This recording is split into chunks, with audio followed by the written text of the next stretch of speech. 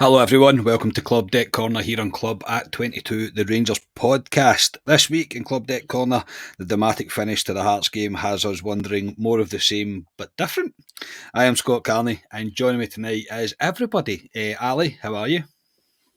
Not bad, recovered for yesterday. So, yes, just glad that was over and done with and move on to Wednesday now. Yes, absolutely. Scotia, how's it going? Aye, good, not bad. I'm absolutely shattered right enough though. I think yesterday kind of took it right out of me, that game. It was a rollercoaster of emotions, really. So Yeah, that nervousness. And Ryan, how's it going, mate? I'm good, boys. Really good to see you. I feel like I played those 83 minutes that I was in the stadium for yesterday, so I am absolutely shattered. Did you miss it? Did you leave? Of course, I missed it. I can't remember the last time I stayed to 90 minutes. No, I always get to a point with Rangers where I'm like, am I happier in here or outside the stadium? And I did enough at 83 minutes, so yes, I left. Take his managers off him. Yeah, I Take forgot off to, me. mate. I don't get any tickets for it anyway, so. That's true, mate. I forgot to message you last night, actually, because we did mention that as we left. Me, Ali and Scotia, we said to each other, I wonder if Ryan's seen that. I wonder if he no did. chance. No, right, we'll get into things. We are here on a Monday night. This is due to me having a family commitment tomorrow that I forgot about while we were doing the post-match, and I did say it would be Tuesday, but it's actually Monday night tonight. These things happen. I can't change what's happening tomorrow. So all the lads are here tonight, so it kind of works perfectly, I suppose. Shameless plug before we get into things, you can join the channel to help us reach the next level for as little as 99p a month. You can also buy the podcast a coffee via buymeacoffee.com and become a Coffee by Legend member as well, which would be smashing if you could do so. All the links for that in the description for this podcast.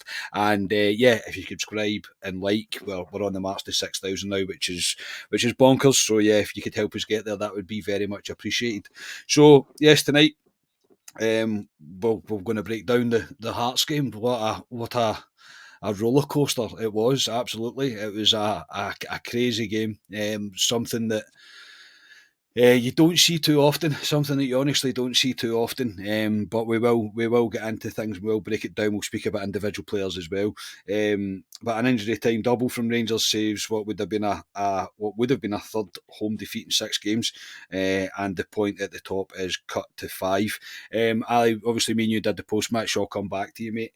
Scotia, your thoughts on the overall, whatever you want to call it, whatever that was that we witnessed, but your overall thoughts on it, mate, before we get into things a little bit more and speak about individuals.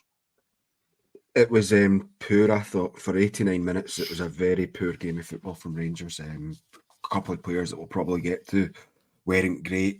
I don't think there was many pass marks in the team really up until those last kind of moments. Maybe Butland potentially, but everyone else, they weren't really on it. It was a bit of a nightmare of a day up until those final moments, but I didn't enjoy it too much. Let's just put it that way.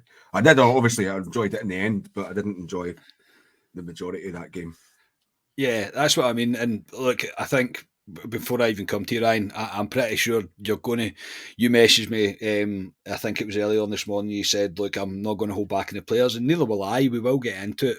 But even for the moments, and I know you weren't there, mate, which is unfortunate for me to have to come to you with this point, but with moments like that in football, it's kind of what it's all about sometimes, that feeling that you can get of being on the floor literally for the entire game, and then for something like that to happen, it's what makes it football. And for me, wee bits like that is why I like football, is why I'm into football, because it gives you something that no other drug or anything that I can possibly think of, alcohol, nothing gives me the feeling that it does when something like that happens. But it was a tough day, but we got there in the end. Yeah, I think as heterosexual males, I think we've all had a female in our lives who have said it's only a game. But when you get moments like that, that is what brings you to it. That's the drug. That's the ecstasy that brings you back every single week and dominates your life because you're chasing that high of those wins, last minute winners, cup final wins, league wins. That's the high for me. That's the bit where you just give me. If you could put that into a glass or whatever, or you would sell it for a fortune. It's just you can't beat it. The most important thing is Rangers winning. It always is. It takes over anything. That was the most important thing yesterday, especially after the result you couldn't get away from on Saturday of them dropping points. You couldn't get away from it. So they did it. They got the win, but they definitely showed why the last manager was sacked. They showed the exact reasons why managers have fallen before Clement. So we saw the ugly side of Rangers, and Clement saw the ugly side for 80 or for 90 minutes because, yeah, I agree with Scotia. Nobody turned up. Nobody turned up until into the 90th minutes. So that's a worry, but I'm sure we're going to get into it. Yes, we definitely will. Ali, I was waiting for you on the concourse, mate, at full time. You came out and we were in complete disbelief at what we just witnessed, but Ryan's spot on. If you could bottle that feeling, mate, you'd be a millionaire. You'd be an absolute millionaire. And it's what it's all about at times. Look, and I know the performance wasn't perfect and we were nowhere near it, but to get that feeling the way you did, and you're right, with people that say it's just a game, you don't know. You just don't know. No, it's a fantastic feeling when that happens. Yesterday more so, Carney, because I didn't see it coming. No. Sometimes you can see it coming, you can feel it. I didn't. When we got the equaliser and the 9 minutes went up, I did think, yes, there's a chance. But previous to that, before we got the penalty and the goal, I didn't see it for that Rangers team. I just thought the whole performance was labelled. It was going to what I've seen all season, to be honest. So for them to turn it around the way they did and cut the gap, because that was the big thing. Ryan texted me during the game and said, these group of players, when the pressure's on, they seem to fail, and they have failed. And they were a boss here for failing again, and they've pulled themselves out of it somehow. But I agree, when the pressure's on with them, and there was pressure yesterday because they had to win, Carney. If the Rangers didn't win yesterday, for me, the league was done. Even if we drew, I know it'd still be 7 for me, it would be done because they just wouldn't have the mentality to cut that gap down and go in front. But they did. They proved me wrong in the end. But I was in disbelief, Carney, because I honestly did not see it coming at all for that Rangers team. So I'll give them credit for it, because me and probably 50,000 other people at Ibrox, I doubt anyone's seen it coming. No, that's probably where the title of this pod is more of the same, but different, because I was the same, mate. I was sitting going, I'd already had in my head what I was going to say on the pod. I didn't see Rangers pulling anything round from it.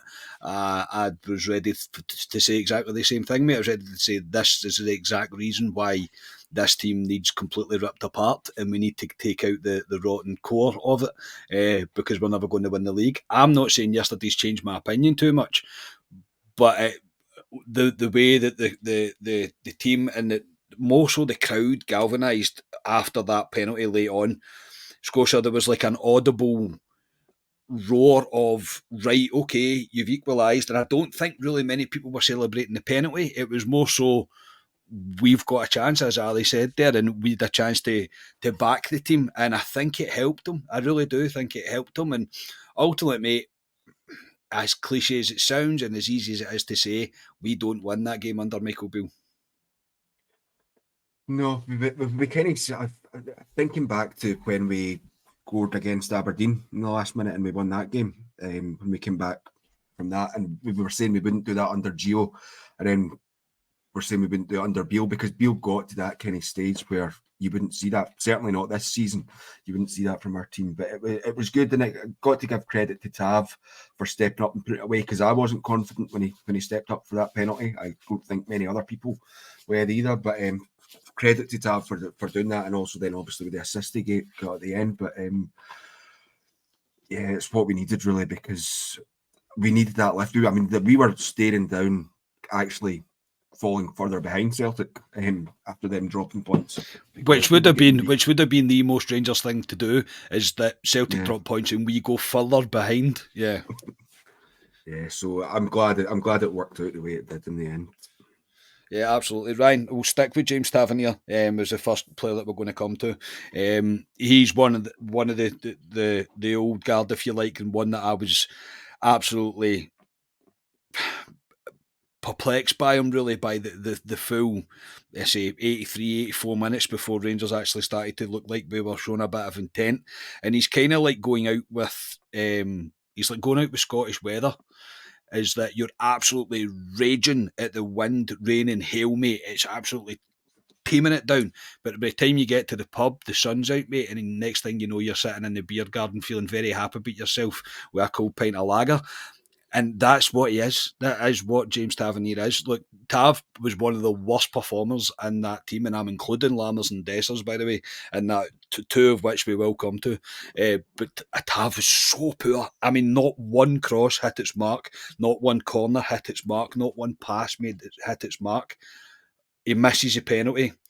He shows gigantic cojones, mate, to take that second penalty on and score it the way he did, emphatically scored it, and it's him that gets the assist for Danilo. This is the James Tavernier conundrum. Aye, if we use your kind of example of bad weather, we need more days in the beer garden, Carney. We do, mate. We need more days. We definitely do. Beer garden. I'm not just talking about that. I'm talking actually. I do need a day in the beer garden. We need more days in the beer garden, mate. It's firstly, credit to James Tavernier. He got his assist and he got his goal, and he sticks it up. Anyone who gives him criticism, credit to him for it. But we go back round this cycle where we use James Tavernier to put in crosses constantly during the game, 15, 20 crosses, whatever it is. And the utilisation of our play and our possession is based on this. Again, I know I'm exhausting it. Fullbacks, Yilmaz, again, I'll criticise him as well. His delivery wasn't great. I don't think it's in his game, but his delivery wasn't great either yesterday. But it's the team. This is not me criticising James Tavernier. It's our utilisation of our attacks to constantly go to the wings and ask someone who is not particularly great at crossing the ball to do that all game. And this is the field method that I keep going on about. We got out of jail yesterday. We got out of jail because he's one cross. It did find someone, came at the right time, and thank God Danilo was in the end, not Cyril Dessers, because Cyril Dessers ain't making contact with that. He would be hiding behind the defender. I don't know what he would do, but he's not making contact with it. But it came at the right time. So James Tavernier's cross is spot on. And yeah, he showed the balls that I would expect him to do, because I think Tavernier's done this before. Scotia might remember, or one of you boys might remember. I think he's missed a penalty in a game before, and we've had another penalty, stepped up and scored. It might have been in Europe, maybe. I think it was in Europe. I can't remember. I think he did it in Europe. I'm sure he has. I would expect him to do it. He's a good penalty taker. So yeah, he's got the goal. But if you touch on the dark side of him personally, his performance is absolutely dreadful. His distribution of the ball. I saw him in the second half, the guy that sits next to me. In the second half, you guys would have seen it better than me at the enclosure end. And he was passing the ball, then running into a pack of players. He was hiding, and I was like, is he trying to get up front so somebody crosses it into him? Or is he just lost? Is he panicking? I don't know what was happening. It just felt like... And running back as well, he's not got the engine. We could go over this and over it, and I don't want to be pinpointing Tab, because he wasn't alone in his performance. But yeah, he was poor, but he's came up with big moments again, and we got the 3 points. So he takes credit for that, Carney. Yeah, Ali, there's going to be forever the debate about James Tavernier. It really is about... he's not good at defending. It's all about his stats. It's all about his penalties. It's all about this. It's all about that. In my personal opinion, right, and I don't think Tav is the kind of future of Rangers. So I've always tried to go to caveat that before people come in and start pure slamming into the comments about stuff. But I don't believe there's anybody else in that team really right now that probably does what James Tavernier did yesterday. He was so poor. I mean, awfully poor. He'll know himself just how poor he was. I think at times he tries to lead by example, but because his standard is so poor in terms of the way that he's playing the game, it doesn't really quite rub off the way he would like it onto his teammates. But for him to be as poor as he was, and for him to come back and do that, as I say, it's the James Tavernier conundrum. And I just don't think anybody else, the Sterling, Devine, they don't do that. We might not have been in that position. I understand that if Tavernier's not playing, but people need to get used to the idea that he's probably not going to get dropped, and I've been saying that for ages. No matter how much you scream for it, he's probably not going to get dropped. But I just don't believe there's anybody else in the team that would do it. No, not the team we've got at the present point. The only guy I would say that's really got something to grab a game is Cantwell. He's the only guy, but you can tell he's not played football in a while. Cantwell looked a bit frustrated at times yesterday. He wasn't great yesterday, really. It wasn't great. But look who's playing around about him. We'll come to that. Exactly. But Tav, he gets slagged and then he scores big goals for Rangers, can't he? That there you go. And assists. How many times this season has he pulled us out a hole? You even look back to under Beale when he scored. He scored that Worldie. I'm trying to think who was against him. He was put it in the top bin, but he's scored big goals for Rangers this season, and he's not been great. But the whole team's not been great this season. Tav's not the issue for me at the moment. I agree. Next season, we need to look for a new right back at Rangers, which will be hard because of what he gives us, Tav, and you'll always look to the new right back as what Tav did. So I think that's for the summer, but he's not the issue for me at the moment in terms of this Rangers team. There's a hell of a lot bigger issues, but he just comes out with big goals, Tav, all the time. Did it in Europe when we had that run, and this season he's done it in several games this season as well. I don't want to sound like I'm being hypocritical, because I'm not, and I'm also saying this for the fact that the boys that I was sitting next to, the boys that I sit next to in the club deck, I was saying to them, we're not going to move forward with John Lundstrom, with James Tavernier, with Connor Goldson. We're going to continue to see the same things happening, and I still believe that to be the case.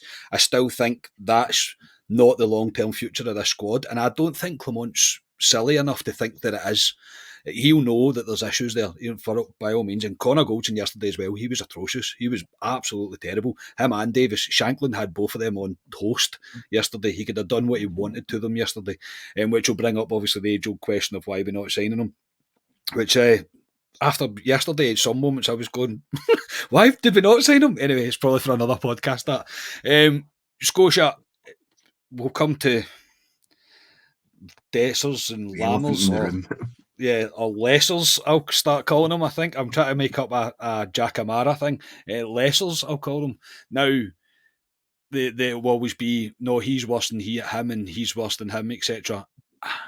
Yesterday, I spent time watching Sam Lammers because I didn't have a few nervous pints before I got to the game. I was very much sober yesterday.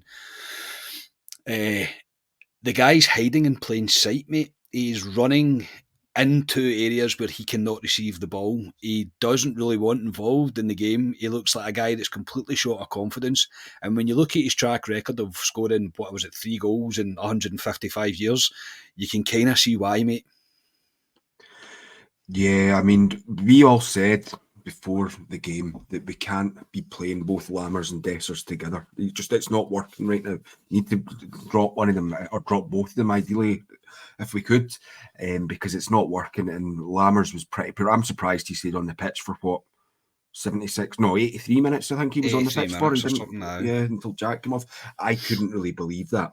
I mean, I know we didn't have an awful lot of options on the bench, an awful lot of people just coming back from injury. But Lammers was so poor. He had a chance in the second half that he should do far better with, but the ball just kind of almost hits off him. And him and his buddy, Dessers, who, I thought he was really poor as well yesterday. There was, again, similar. In the first half, he had a chance where the ball hits off them and they clear it off the line. Should be doing far better for that. And then I don't know if you thought the same. See when Cantwell won the penalty, I think Cantwell passes that ball to Dessers. If it's not Dessers, if that's a Danilo there, Cantwell's playing that pass in there. You could see that Cantwell didn't want to pass the ball to him. And that seems to be happening a lot with both Lammers and Dessers. Lammers is terrible at doing this thing where he beats a man and then just passes to tries Goldson. To beat them again. And it's frustrating to watch because I hate saying it because we did kind of see it looked as if he had something about him pre-season, but it's just not materialised. And he's so lacking in confidence. And I mean, I've not went back and watched that first half of the Europa League game there. Thankfully, I've not went and done that. But yeah, you guys were saying that they were both really poor then, and yeah, they were both really poor on Sunday there. Yeah, Ryan, it's getting to the point where neither of these two merit a start in the team.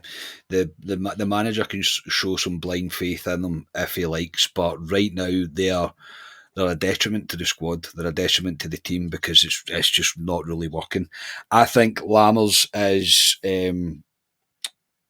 not very good, or his confidence is very low. As I said, I just don't think he's very interested. I do believe that he's hiding. I believe that he's a man down when he's on the pitch. I don't understand him. I don't know what he's doing. He's an odd football player to see.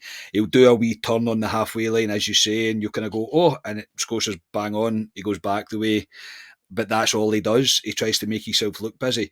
Dessers, on the other hand, right, I'm not going to fault the guy's effort. Honestly, I'm not. I'm not going to fault his effort. I just don't think he's a very good football player, unfortunately. And we're left with these two.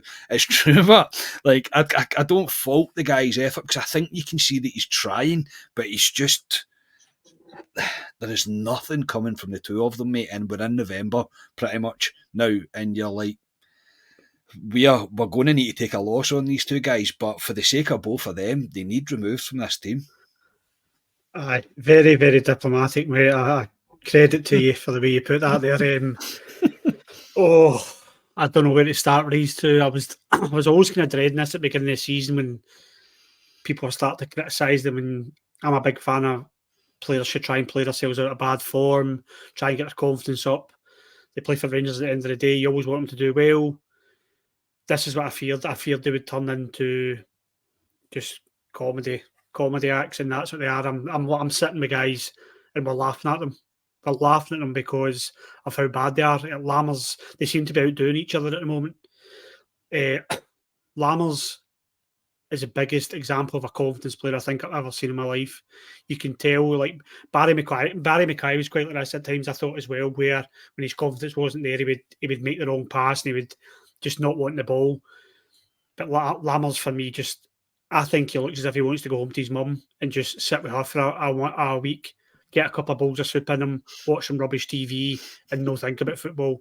And if he needs to do that, then send him home to his mum because he is useless. That shot he had into the Broomloan Rear boys is one of the worst shots. And see, when he pulled the trigger, I could feel everybody going, don't do it.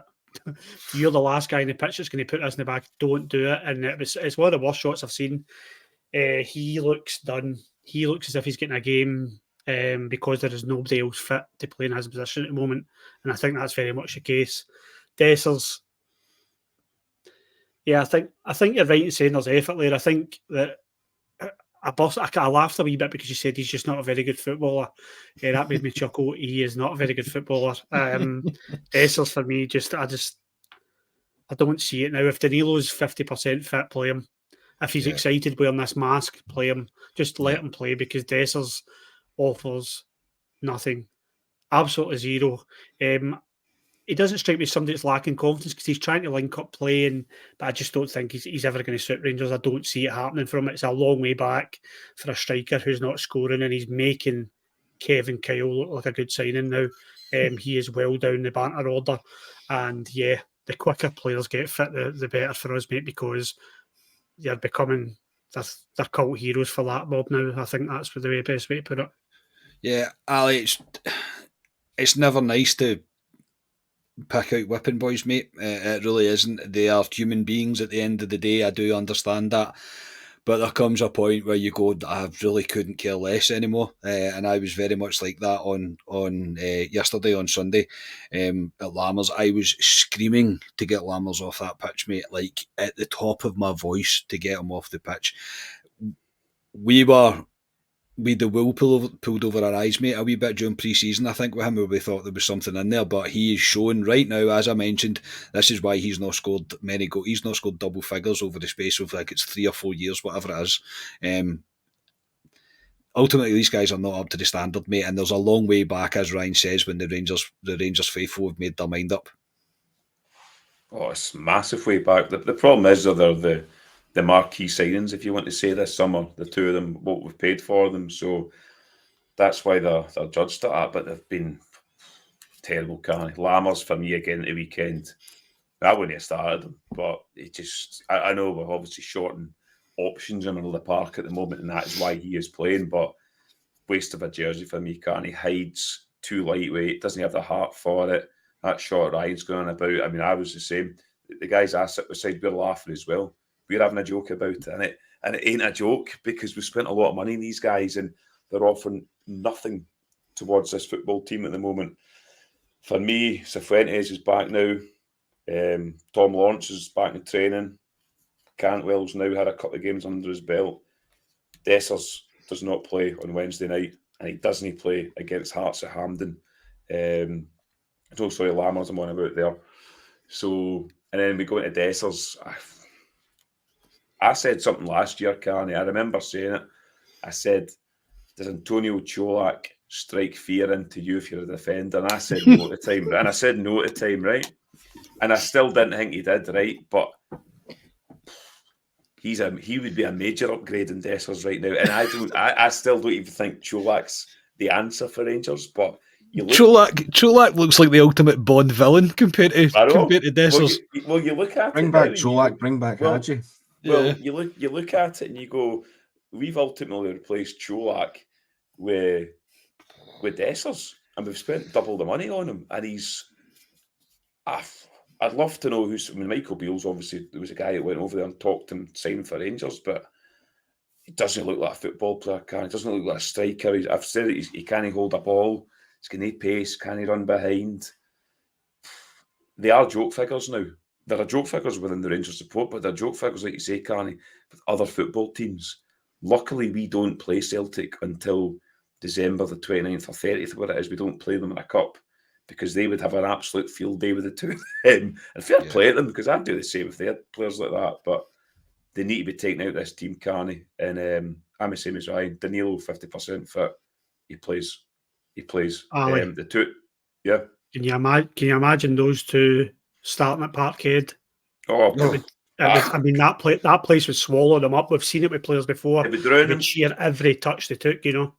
No, I would, Ryan. It would destroy the two players. And Dessers has come out and said about, obviously, the boon that happened to him, his confidence and stuff. But for me, we're into November this week, Carney. We're going backwards with these players. So for me, we've got to look at moving them on in January. And it's easier than said than done, me saying that here, but we've got to move them on in January. Because they're simply not up to it. Yeah, whether you try and get them a loan to buy or something and try and get some sort of form out of them, I don't know what you do. You would need to try and do something, but no. And I don't like it, honestly. It does give me a pretty horrible feeling, pure Slayton Rangers players. But my God, man, like there's just nothing there, absolutely nothing there. And as I say, I think Lammers is the one that annoys me the most, is because he's actively hiding, and I can't stand that. I cannot stand this. I'm just going to exist within this. The boy next to me was calling him the Nicky Lowe effect, and I'm like, it's exactly what it is. Literally, it's exactly what it is. Just hiding in a game of football. Both of them were particularly poor. Scotia, I do think though, what we seen yesterday, it's important for Clement to see this during his observation period, as he said that it is. He's still going through, he's still observing the team. It is important that he sees the side of the team, this side of the team, the horrible underbelly of the team that I call it, because it's the core players that are continuously letting them down. But it is important for him to see this, mate, because he's going to know, and he's going to understand very quickly during this observation period where the problems lie within this squad, because the squad needs serious work. Listen, Clement's not daft. I think he'll know already. He's probably playing it a bit diplomatic at the moment, because he did say when he joined that he's watched all the Rangers games this season. So maybe he's come along and he's seen them like firsthand now. But if he's watched all the Rangers game, he knows where these issues were, because it's been the same issues since the start of the season with these players. So I think he's maybe been a wee bit diplomatic. He says he's obviously hamstrung even with the injuries that we've got. And I mean, it seems ridiculous, but the injuries we've had over the last 18 months or so have not helped at all. And no. I think he knows what he'll need to get done, and hopefully once we get, Ali mentioned there's a few players coming back from injury that might see changes on the pitch in the not too distant future. Yeah, I would agree with that. But Ryan, as I say, it is important for Clement to see this. And the thing is, he's probably already seen, maybe not Rangers at their best, because I don't think we were. I mean, Hibs was good enough. Yes, Hibs were particularly poor that day. I thought we were good in spells, I really did. But he hasn't seen the full potential of the squad that's going to be available to them once they all come back from injuries. And that might never happen with the way injuries happen. Look, with Raskin, looks like he's going to be out now. So we've not done an update on that, obviously. So, but it is vitally important it's not vitally important, but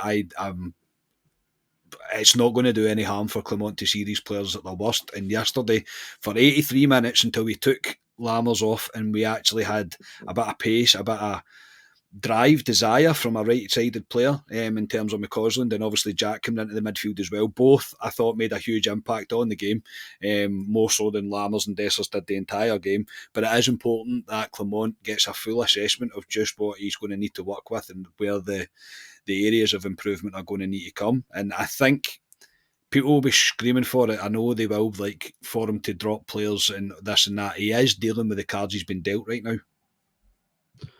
Yeah, I think that's what I certainly felt that way in the Hibs game when he announced his lineup. I think we were all like, well, can I text a bit of the lineup not been great, whatever, and what's he doing playing such and such. But yeah, he's playing with the cards he's dealt with. We are quite thin in the ground in terms of players. If you look at the bench, it's not overly bulging with talent at the moment. It's good that he's seen the Jekyll and Hyde. There's no doubt about it. I think he'll have seen it anyway because he's watched every game, apparently. He's watched every single game we've played this season, which is good. But he'll have felt it in the stadium for the first time. He'll have felt he's going on a bit of synergy. He didn't feel the synergy yesterday. That was just pure not in the first half, either. And Ibrox was a horrible place in that first half. And I don't know what the main stand was like, but the Govan wasn't a pleasant place to be. Some brilliant shouts, right enough for some people. I could have stopped laughing at some of the shouts I heard. I'll tell you them when we stop recording. That's for Patreon, maybe. But stop saying that because people think we've got a Patreon and we don't. People are like, where's the Patreon? How do I sign up? We don't have a Patreon. Not yet, anyway. It's for Scotia's OnlyFans, whatever. OnlyFans, yeah. Well, but yeah, he's got to see both sides, and Carney, if we're being honest, I'll be the one that says it. This won't be the last time he sees that side of this Rangers team. They for me, they will not. They might up their game at times, but as Ali said, if Celtic drop points again, I fully expect us to go out and proverbial to bed. I do. I just see that team don't really have the mentality to.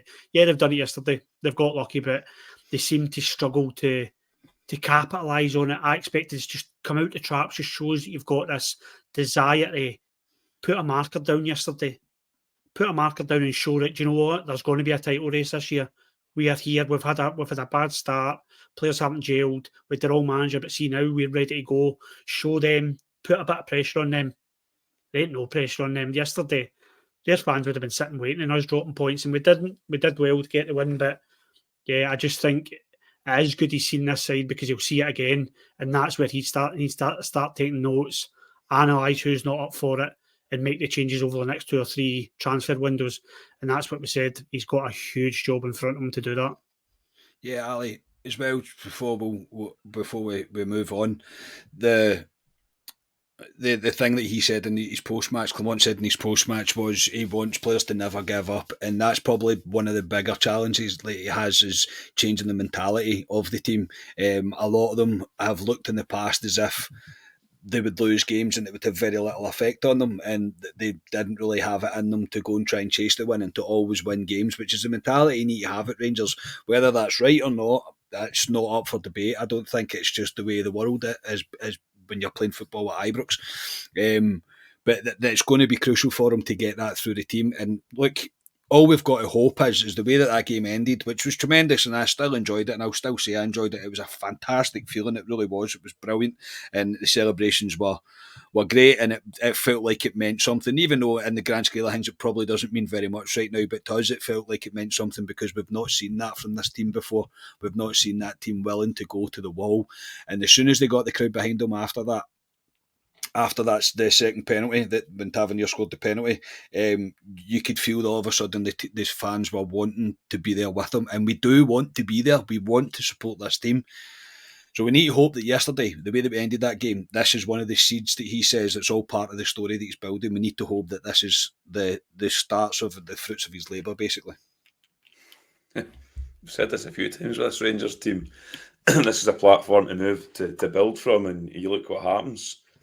Aberdeen game, that was an absolute disaster, but they chucked it several times this season, this Rangers team, and previous seasons, because there's a lot of the same offenders in there. But I'd like to think Carney yesterday gave them a wee scare, but at the same time, a kick up the arse to say, we can do this and motor on.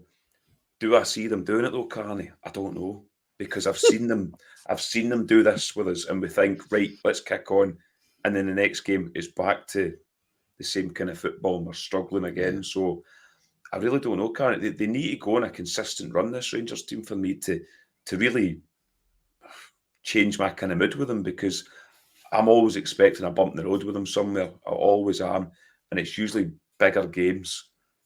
Wednesday night's a massive game for us in terms of league, but Sunday's huge, Carney, because that League Cup, with obviously Celtic not in anymore, for me, that's massive pressure for them to win this cup. They've not won the League Cup since, what is it, Scotia, 2009 or something? Or was it when 11 or 10, so, 10, 11, yeah. Yeah, so it's years, so it's huge pressure for them to win that cup.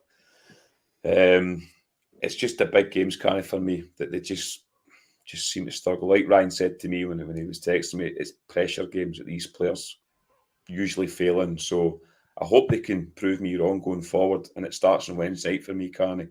Have to win on Wednesday, and then we go into Sunday and see what happens.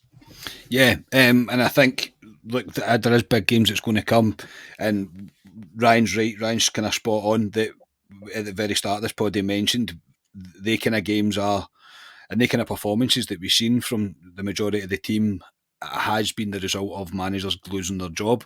But in Sunday it wasn't, and Sunday it's not. And I'm, for one, trying to remain glass half full on it and thinking, right, maybe this is Clement beginning to implement what his mentality is going to be within the squad. But either way, it was a fantastic way to finish off a Sunday. I was a very happy guy when I left Ibrox yesterday, which I can get used to that feeling. I could get used to that feeling. I couldn't get used to watching 83 minutes of that, mind you, and then still having to go through it all like every week. But at the end of the day, it's something to really enjoy. Before we finish up, we'll quickly look ahead to the Dundee game, Scotia. We're away on Wednesday night. We've just all discovered before we started recording this that it's not on Sky. It's on Dundee TV, which is fantastic. Top work, Sky, as always. Dundee are 5th in the league, mate. Only won 2 games, but they have drawn 5 and lost 2. Do you expect changes, i.e. Dessers and Lammers? Do you think he will be brave? I think he needs to. I kind of agree with what Ali said there about the Dundee game. It'll take care of itself, I think, but it needs to take care of itself, because then that all for nothing. Those final minutes yesterday, if we can't go out and get the 3 points on Wednesday evening, because like Ali says, we need to keep going a consistent run. We need to keep winning up until we come to play them at the end of the year, and obviously we want to then win that one as well. So we need to do it. I don't really know what to expect of Dundee. I think Dundee are probably one of the only teams I've not actually seen play this season. I don't think I have either, actually. I don't know. I don't really know what they'll be like, but we should be able to take care of them. You would like to think we should, and I think we will. But I do think there needs to be changes, and 2 big changes in particular. Have you picked a team? Do you want to do a team? I picked a team, yeah. I think it'll probably be very similar for all of us. I'm going with Butland and Gold, Tavernier, Goldson, Suter and Yilmaz, Lundstrom and Jack, McCausland, Cantwell, Sima and Danilo. I think it's maybe a wee bit too early for, I know Ali says like Dowell and Cifuentes are back, but I think it's maybe just a wee bit early for them to be starting. So I would expect Lundstrom and Jack to start in midfield, because like you mentioned, Carney, we don't know how bad the injury to Raskin is, and that's a bit of a concern, if I'm being honest, particularly with the Hearts game on Sunday coming up, the return game against Sparta Prague. Yeah, that could be a massive miss. And your score? Oh, let's be positive. 3-0, see my first goal scorer. Go for it, mate. My team's exactly the same, mate, as yours. That's what I would play. That's 100% what I would go for. Even if Raskin is, it's a knock, or it's not as bad as he first feared. No point in risking him on Wednesday night. I don't think he's going to need to play on Sunday. So I would expect Ryan Jack to come back in, who I did think looked decent. I know he wasn't on the pitch very long, but he did look decent when he came on. But yeah, Ryan, your thoughts ahead of the trip to Dundee? 3 points and down the road, and no Dessers and Lammers, please. They can stay down the road if they wanted to. Just go with an empty bench. I quite like that team that Scotia said. I'd quite like to see McCausland starting. I think he looks lively, looks hungry, which is a rarity in this Rangers team at the moment. They need to start games better, can't they? They need to start games faster, stronger. Pass the ball about. The tempo is so off again. That needs to be upped, especially when we're going away to teams, and we need to stop limping. We need to stop limping through these games, because we're going to get caught with our pants down. That's a given. That's a given. So, yeah, Dundee, we shouldn't be thinking about it. We should be arrogant, and we should be going up there and getting 3 points and a couple of goals as well. I like that thought process. Whether or not the players can implement it or not, I'm not unsure. But yeah, I'd like to see a couple of performances. I'd like to see Danilo starting. He clearly enjoyed his goal at the weekend, so I'd like to see him starting. But I think Rangers will win 2-0. Same lineup as Scotia's, and I will go James Tavernier first goal. Nice and positive, mate. I'll go 3-0, same as Scotia, but I'll go for Danilo to score first. I do think Danilo will start. I think it's pretty crucial that he does start. I thought his comments after the game were pretty funny as well, that he feels like a different man when he's masking that on. By all means, take advantage of it. Take advantage of that feeling that he has and get him playing football, because if he's only got 60 minutes in him, I'd rather see him for the first 60 than the last half an hour, put it that way. Ali, your thoughts ahead of the Dundee game and your team and score, please, mate? I was actually up in Dundee last week, and I was speaking to one of my customers who's a Dundee fan who goes to all the games. So I was getting the lowdown. Was he one of the 2 or 3 of them maybe that go? He takes his dog there as well, Everton. But no, I was getting the lowdown in Dundee, and he says they've been playing very well this season, punching above their weight. Probably they've brought players in. A couple of that guys in from Mexico. They've got 2 Mexican players. I thought Caixinha was maybe behind the scenes there, but a couple of Mexican players. They've got the boy, Scotia will probably know if you're watching the Friday night championship football, Tiffany, that played at Partick Thistle last year. He's quite a good wee tricky player. Zach Rudden, who we all know, plays up front for them. That boy called Babioko, I think. And he did say to look out for a left back, and I know we're looking for a left back, that they have on loan from Liverpool, Owen Beck. He says he's been their best player by a mile, so they seem confident. But at the same time, we're Rangers. We should be going up to Dundee and taking care of Dundee, regardless of who they've got. So I'm the exact same team as you guys as well. Me and Scotia met young McCausland in the Viceroy. He came all the way down just to meet me and Scotia after the game. He was in awe of Scotia and Scotia's hair. So he was a nice young lad to meet. He was very polite and everything. I'd play him. He looks hungry. Give him a go. These other guys were playing your Lammers and that. They're totally interested. He actually wants to play. So give him a go. So I'm playing McCausland as well. And I'm going, same as Ryan, I'm going 2-0 Rangers. John Suter to score first for a corner kick.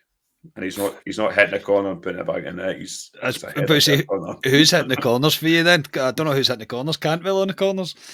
Ben Davies is going to come off the bench and just at the corner. I don't know. Never want to see that again, ever. But I mean, at least they got it into the box and passed the first man, I suppose. Yeah. And I thought you were saying Tiffany because that's Scotia's favourite song, but maybe not. So for tonight, that will do us. And Ali, for tonight, I appreciate it, mate. Thanks for changing your things around so we can do this on a Monday for me being busy tomorrow. No problem. And I'll be back with a post-match with yourself, Carney, on Wednesday night.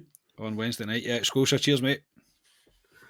Yeah, cheers. Did I enjoy that? Yeah, I did. It's always nice and therapeutic to get some of the grumbles off your chest. But yeah, looking forward to Wednesday night now. I'll be NordVPN loyal on it on Wednesday. Fair enough, mate. Yes, fair enough. I'll be Probably pretty similar, not going to lie. Ryan, cheers, man. Cheers, boys. First therapy session out of the way. Hopefully we get 3 points on Wednesday. I'm going downstairs to renew my Dundee TV subscription. Yes, yeah, that's actually what I'm doing, by the way. Yeah, that's definitely what I'll be doing. So yes, as Ali mentioned, we'll be back on Wednesday night with a club reaction pod after the Dundee game. I hope your team wins very much so, and we see something a bit better for the first 83 minutes of the game. That would be much appreciated, Rangers. So until then, all the usual stuff. If you like the video, subscribe to the channel. That would be magic. We'll speak to you on Wednesday.